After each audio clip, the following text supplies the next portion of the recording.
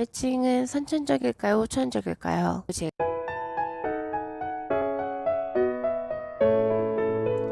터치아이 TV. 안녕하세요. 터치아이 대표 김승원입니다.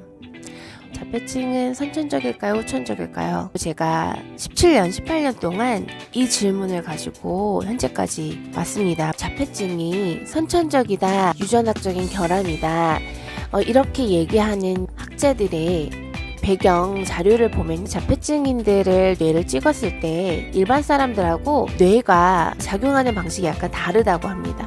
어떻게 다르냐면 보통 사람들은 평소에 활성화되는 뇌의 부위가, 그러니까 자폐증인들은 약간 비활성화되어 있고, 또 어떤 작용이 있었을 때 일반 사람들은 비활성화된 부분이 자폐증인 분들의 뇌에는 굉장히 활성화되어 있는 이러한 차이들이 있기 때문에 이거는 이제 선천적인 거고 장애고 바뀔 수 없다라고 얘기를 하는 거죠.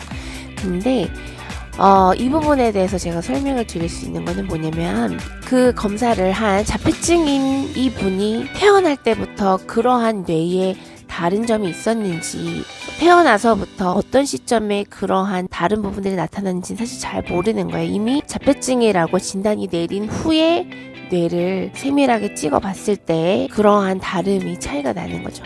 그렇다면 이거를 진짜 선천적이라고 할 수 있는가? 사람이 태어나서 정말 수많은 환경의 요인의 영향을 받습니다. 그리고 양육 환경, 양육 방법, 만나는 사람들, 아이가 경험하는 여러 가지 환경이 아이의 발달에 정말 영향을 많이 미쳐요. 그래서 이 아이가 태어나서 어떤 환경의 원인에 의해서 뇌 발달이 보통 사람들과 달라졌는지는 모르는 거예요. 선천적인 경우보다 후천적인 경우가 치료 가능성, 발전 가능성이 더 높아 보이죠? 근데 선천적인지 후천적인지 어떻게 알 수 있을까요? 네, 알기가 굉장히 어렵습니다. 그리고 제가 정말 많은 아이들을 만나왔을 때 실제적으로 그 염색체에 이상이 있는 걸로 나온 아이들도 물론 있었어요. 그렇지만 그 아이들은 선천적이라고 생각이 될 수 있었지만 그 친구들도 치료를 했을 때 굉장히 많이 호전이 되고 좋아져서 졸업한 친구들도 있었었고, 또 대부분의 아이들은 그러한 염색체나 유전자적으로 문제가 없는 아이들이 대부분이었어요. 그리고 제가 첫 번째 책 오픈도에도 썼지만 미국의 서부 실리콘밸리 IT 기업들 많은 그곳에는 유독 자폐증 아이들이 굉장히 많다라고 얘기되고 있고, 그래서 제가 그쪽에 방문을 했을 때 물론 증명된 얘기는 아니었지만 그곳에 사시는 분은 이 동네는 3명 중 1명이 자폐증이야 라고 할 정도로 거기에 같이 거주하시는 분들이 그곳에 아이들이 자폐증 아동들이 많다는 걸 체감하실 수 있을 만큼 이제 많다는 걸 알 수가 있는 거죠. 그래서 지역적인 차이가 분명히 있고, 또한 최근에 들어서 가장 주요한 특징을 보면은 외동인 친구들이 그렇게 많아요. 근데 이 외동인 아이들, 그러니까 첫째가 자폐증이어서 치료를 받는데 그럼 둘째도 자폐증일까요? 만약 이게 선천적이고 약간 유전적인 문제가 있다면 둘째도 자폐증이어야겠죠. 그렇지만 동생들은 다 발달도 오히려 더 빠르고 말도 잘하고 굉장히 야무지게 성장하고 있었던 걸 제가 볼 수 있었고요. 실제로 저는 매일매일 그러한 가정들을 만나고 있잖아요. 그래서 동생이 있는 가정들은 보면은 동생이 건강에 잘 뿐만 아니라 동생이 점점 크면서 그 첫째에 긍정적인 영향을 미쳐서 형제자매가 있는 아동들의 치료 성과나 치료 방향은 훨씬 더 좋았습니다. 이 선천적이냐 후천적이냐라는 얘기들은 아직까지도 끊이지 않는 그런 논란이 있고요. 제가 기억이 나요. 제가 19살에 어느 학교 수시에 면접을 보러 갔습니다. 그때 당시 그 면접하시는 교수님이 물어보셨어요. 자폐증은 선천적일까요? 후천적일까요? 그래서 저는 자신있게 후천적입니다 라고 얘기를 같이 면접 보는 학생들 앞에서 저는 약간 민망할 정도로 교수님께서 단호하게 얘기하시더라고요. 아닙니다. 자폐증은 선천적입니다 라고 얘기하는 거예요.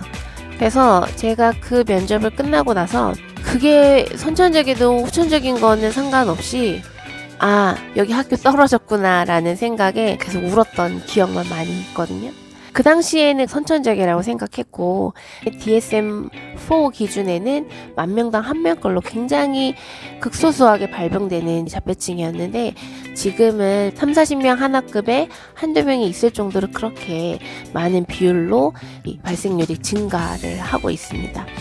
예전에는 선천적인 경우라고 얘기했지만 최근 들어서는 많은 전문가들도 후천적일 가능성도 굉장히 인정을 하고 있고, 뭐 경우에 따라서는 뭐 반반이다 얘기하는 경우도 있고 환경의 요인이 더 크다라고 얘기하고 있는데, 저는 수많은 자폐 가족들, 자폐 아동들을 늘 곁에서 경험을 했잖아요. 정말 제가 체감하기에는 많은 아이들이 자폐 성향을 후천적으로 갖게 있고, 그 원인은 선천적인 것보다 후천적인 요인이 더 크다라고 말씀드릴 수 있습니다. 제가 가장 가까운 데서 가장 현실적인 자폐 아동의 발전, 성장 과정, 그들의 양육 환경들을 정말 피부에 닿듯이 직접 만나고 아이들 데려가서 잠도 자고 그렇게 이제 경험을 했고, 보다도 더 많은 이 자폐 아동들의 정보를 가지고 있어요. 그래서 제가 어릴 적부터 이 일을 했을 뿐만 아니라 본격적으로 일을 한 건 대학 가서 대학 다니면서도 이 아이들을 계속 만나고 치료를 지금까지 해오게 됐습니다.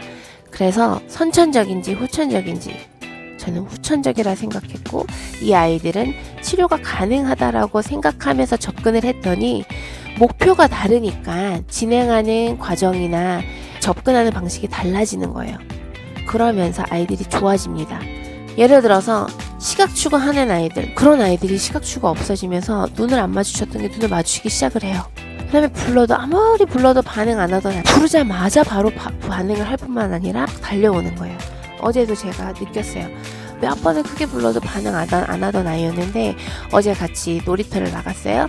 그래서 그 아이가 조금 층 떨어져 있길래 바로 누구야 라고 불렀는데, 누구 야가 끝나기도 전에 저를 딱 바라보면서 저한테 오더라고요. 그런 모습을 보면서 이러한 변화의 모습들이 있는데 과연 고정된 장애로 보고 선천적이라고 봐도 될 것인가에 대한 의문이 있고요. 그리고 1살 많은 친언니가 급성 황달로 인해서 심한 사실 병원에서는 죽지 않으면 심한 내성마비가 된다고 했거든요. 하지만 저희 언니는 저보다 요리도 잘하고 지금은 동물들을 관리하고 말도, 그러니까 언니가 다 산책도 시키고 하고요. 저희 언니는 시인으로 등단도 했을 정도로 시도 잘 쓰고 글도 잘 씁니다. 저희 언니는 분명 손해의 이상이 있다라고 얘기를 했어요. 그래서 손해 이상으로 인해서 신체 근육 조절 능력이 부족하고 장애를 가지고 있다라고 얘기를 했는데, 그렇지만 저희 언니도 치료가 됐어요. 자폐는 저는 일단 후천적이다. 우리 아이들이 이제 30개월, 40개월 이제 이때 막 만나요. 이제 30개월 살았는데 앞으로 30년, 60년을 살아야 되는 아이인데 이거를 고정됐다라고 하고 이 아이는 평생에 거쳐서 이 부분이 변하지 않는다라고 생각하는 것은 우리 아이의 가능성 그런 잠재력에 대해서 인정을 안 하는 거죠. 하지만 사람은 굉장히 놀라운 능력을 가지고 있죠. 특히 이 두뇌는 어떤 부분이 문제가 좀 됐더라도 다른 부분에서 그 기능을 대신할 수 있는 능력을 갖고 있어요. 그를 뇌의 가소성이라고 얘기를 하죠. 그래서 우리 아이가 30개월밖에 안 살았는데 앞으로 30년, 60년 얼마나 많은 날들을 맞이하게 되겠어요. 우리 아이가 비록 지금 자폐 성향이 있지만 이 자폐 성향이 해결될 수 있고, 이 자폐 성향에서 벗어나서 사람들과 소통하고 언어로 대화를 나누고 어울려 놀 수 있다라는 그 꿈은, 그 희망은 충분히 가져야 된다고 생각을 합니다.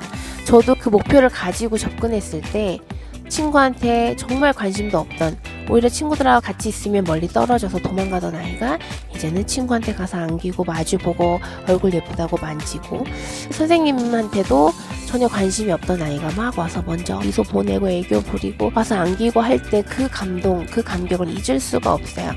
그래서 저는 물론 100% 다 후천적이라는 얘기하는 건 아니고 저도 선천적인 경우가 있다는 걸 인정은 하지만 저는 적어도 70, 80%는 후천적인 경우다라고 얘기하고 싶어요. 치료가 될 수